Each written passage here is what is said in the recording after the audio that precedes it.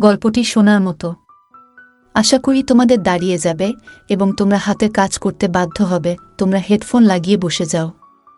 যদি আমার গল্পটি ভালো লেগে থাকে তাহলে আমার চ্যানেলটি সাবস্ক্রাইব করো। চলুন বন্ধুরা, গল্পটি শুরু করি। অনিশাকে বিছানায় বসিয়ে দিয়ে অন্তরিশা নিজের মায়ের রুমের দিকে এগুলো। নিজের রুমের দরজাটা পার হতেই কেউ একজন তার মুখ চেপে ধরেছে। অন্তরিশাকে দেয়ালের দিকে সরিয়ে নিয়ে এসে বলল, কোনো সাউন্ড হবে না। আমি যা করতে চাই চুপচাপ তা করতে দাও। অন্তরিশার রুমের দরজা খোলা থাকায় রুমে জ্বলে থাকা লাইটের আলো বাইরে কিছুটা এসে পড়েছে। তার মাধ্যমেই মুখ চেপে ধরা লোকটার চেহারা দেখতে পেল অন্তরিশা। কিছুটা ঝাপসা হলেও তার চুমু বাবুর মুখটা সে বেশ বুঝতে পারছে। চোখের চাহনি তার মধ্যে নেই। এপাশ ওপাশ ঘুরপাক খাচ্ছে। কণ্ঠে অনুনয় ছিল নাকি ধমকানি ছিল তা নিয়ে বেশ কনফিউজড। কেন এসেছেন উনি, তাও এত রাতে? এই বৃষ্টিতে ভিজে মাথার মাঝারি সাইজের চুলগুলো ভিজে কিছুটা ল্যাপটে রয়েছে। কপালে মনে হচ্ছে চিন্তার ভাঁজ, না হয় অস্থিরতার ভাঁজ রয়েছে। কিন্তু ল্যাপটে যাওয়া চুলগুলোর জন্য ঠিক বুঝে উঠতে পারছে না অন্তরিশা।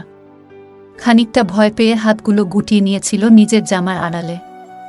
হালকা আকাশি কালারের জামা পরেছিল সে, কিন্তু পালকের মুখটা দেখেই অন্তরিশার ভয় কেটে গেল। কেন কেটে গেল সে জানে না, কিন্তু এটা বুঝতে পারছে এই মানুষটাকে দেখে ভয় পাওয়ার কোনো মানেই হয় না। পালক অন্তরিশার মুখ থেকে নিজের হাতটা সরিয়ে নিল। চোখে চোখ পড়তেই চোখটা সরিয়ে নিয়ে অন্তরিশার বা হাতটা টেনে ধরে বলল, তোমার চোখে মুখে ভয়ের ছাপ আশা করেছিলাম। অন্তরিশা পালকের কথার পিঠে কি বলবে বুঝতে পারল না। তার যে কেন ভয় পাচ্ছে না সেটাও তো সে নিজেই বুঝতে পারছে না। পালক নিজের পকেট থেকে একটা মেহেদির কৌটা বের করে অন্তরিশার হাতে দিতে শুরু করল। অন্তরিশা তখনও পালকের দিকেই তাকিয়েছিল। এত ঝাপসা আলোতে চেহারাটা ভালো করে বোঝা যাচ্ছে না বলে খুব রাগ হচ্ছে তার। এই মুখটার সবকিছু মন ভরে দেখে নিতে ইচ্ছে করছে। হাতে হঠাৎ ঠান্ডা কিছু উপস্থিতি পেয়ে অন্তরিশা নিজের হাতের দিকে তাকালো। তাকিয়ে খিলখিলিয়ে হেসে দিল। পালক একটা ভ্রু উঁচু করে বলল, হাসছো কেন? মেহেদি দেওয়াটা কেমন হচ্ছে সেটা বড় কথা নয়, কে দিয়ে দিচ্ছে সেটা বড় কথা, বুঝেছ? আর এমন বাচ্চাদের মতো শব্দ করে হাসছো কেন? তুমি জানো না শব্দ করে হাসতে নেই। পালকের কথায় অন্তরিশা হাসিটা আটকানোর চেষ্টা করছে। তার কি দোষ? এভাবে ল্যাপটে মেহেদি দিয়ে দিলে তো হাসি পাবেই, যেটা সে সেটা তাকে কেন করতে হবে? এমন তো নয় যে আমি বায়না ধরেছি। বাচ্চামি করছেন আপনি, অথচ বলছেন আমাকে। অন্তরিশার ভাবনার বিচ্ছেদ ঘটাতেই হয়তো পালক হুট করে ওর জামাতে হাত দিল। কোমরের সাইড দিয়ে জামার সামনের পাটটা উঁচু করতেই অন্তরিশা ঝট করে পালকের হাত চেপে ধরে বলল, কি করছেন? পালক নিজের হাত থেকে অন্তরিশার হাতটা সরাতে সরাতে বলল, আমি এক কথা দুবার বলতে পছন্দ করি না অন্তরিশা। আমি যা করতে চাই তা করতে দাও। পালকের এবারের কথাতেও অনুনয় ছিল নাকি ধমকের সুর ছিল তা বুঝতে পারল না অন্তরিশা। তবে এটা বুঝতে পেরেছে তার হাত দুটো অবশ হয়ে আছে, আর সেই হাত কিছুতেই পালককে বাধা দিতে পারবে না, কিছুতেই না। কিন্তু কেন? পালক জামাটা কুঁচকিয়ে উঁচু করে ধরতেই অন্তরিশা চোখ বন্ধ করে ফেলল। মনের ভেতর এক অজানা অপরাধবোধ হচ্ছে। এখনও তো তাদের বিয়ে হয়নি। এসবের সম্মতি দেওয়া কি ঠিক হচ্ছে? অন্তরিশার ভাবনাগুলো দ্রুত বয়ে যাচ্ছে। তবে এই অপরাধবোধের মাঝেও সে বুঝতে পারছে কেন এত বেশি ভালো লাগছে। পেটের সাইডের দিকে আবার ঠান্ডা কিছুর ছোঁয়া পেয়ে অন্তরিশা চোখ মেলে ফেল। হালকা মুচকি হেসে মনে মনে বলল, ছি, আমি এসব কি ভাবছিলাম? মেহেদি শুকানোর আগে জামাটা ছাড়বে না, এভাবেই ধরে রেখো প্লিজ। পালক নিচের দিকে তাকিয়ে নিজের অনুনয়ের কথাটা শেষ করে হেঁটে চলে গেল। অন্তরিশা জামায় হাত রেখে ভাবনায় ডুবে গেল। এই বৃষ্টিতে এত কষ্ট করে এসেছেন আমাকে মেহেদি পরাতে, জাস্ট মেহেদি পরাতে। আমার সাথে দুটো কথাও তো বলেননি, একটাবার আমার মুখটার দিকেও তাকালেন না। আমার কেন মনে হচ্ছে হুট করে রাস্তায় দেখা হয়ে গেলে আপনি আমাকে চিনবেনও না, আর সেই অচেনা মেয়ের সাথেই আপনি এমন অদ্ভুত কাজ করে যাচ্ছেন।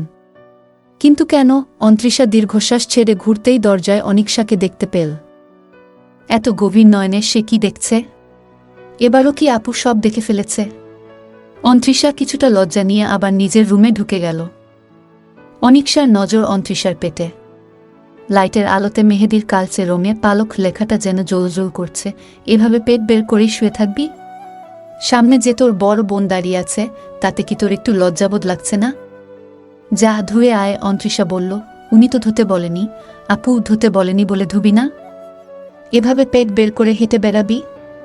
সবাইকে দেখাবি যে তোর বর তোর পেটে বসে আছে? অন্ত্রিশা কিছুটা মন খারাপ নিয়ে ওয়াশরুমের দিকে এগিয়ে গেল। মেহেদি ধুয়ে পরিষ্কার করে আসতে আসতে অনিকশা ঘুমিয়ে পড়েছে। অনিকশার এই একটা অভ্যাস অন্ত্রিশাকে বেশ ভাবায়, একটা মানুষ বিছানায় শুতে শুতে কিভাবে ঘুমিয়ে পড়ে। সে তো পারে না। কম করে হলেও তার 1 ঘন্টা চোখ বন্ধ করে ভুলভাল হাবিজাবি জিনিস ভাবতে ভাবতে এপাশ ওপাশ করতে হয়। তারপর যদি ঘুম পুরুষ এসে হাজির হয়, তবে এখন তার হাবিজাবি জিনিসগুলো শুধুই চুমু বাবুকে ঘিরে ঘুরপাক খায়। অন্ত্রিশা আপুর পাশে শুতেই দরজায় নক করার শব্দ পেল।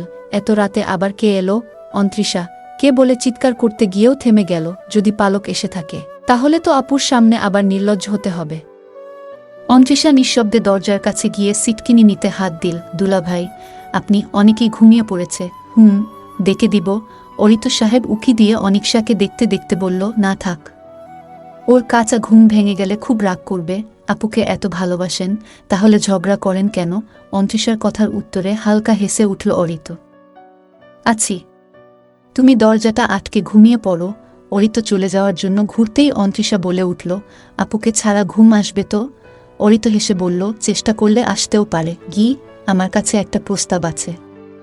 আপনি চাইলে গ্রহণ করতে পারেন। অরিত বেশ বিস্ময় নিয়ে পেছনে ঘুরে দাঁড়াল। 1 কদম এগিয়ে এসে বলল, আজকে আমার শালীর মুখে কথার ক্ষয় ফুটছে।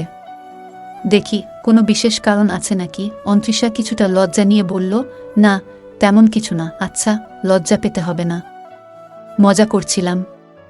তা বললে না তো, তোমার প্রস্তাবটা কি? আপনি চাইলে আমি আপুর সাথে ঘুমোতে পারি। আর আপনি? তুমি কি তোমার আপুকে দিয়ে আমাকে মার খাওয়াতে চাচ্ছ? অন্ত্রিশা নিজের রুম ছেড়ে বাইরে এসে দাঁড়িয়ে বলল, ভালোবাসার মানুষের মারের মধ্যেও ভালোবাসা থাকে। আপনি এতদিনেও বুঝেননি দুলাভাই। তুমি তো দেখছি 4 দিনের মধ্যেই ভালোবাসার উপর পিএইচডি করে ফেলেছ। অন্ত্রিশা মুচকি হেসে বলল, আপুকে ভেতরে যেতে দিন, আমি ব্যবস্থা করে দিচ্ছি। অন্ত্রিশা পালক কি তার পালকের জাদু করে গেল আমার শালীর উপর। অন্ত্রিশা আবার লজ্জামাখা মুখে বলল, আপুকে একা রেখেছেন?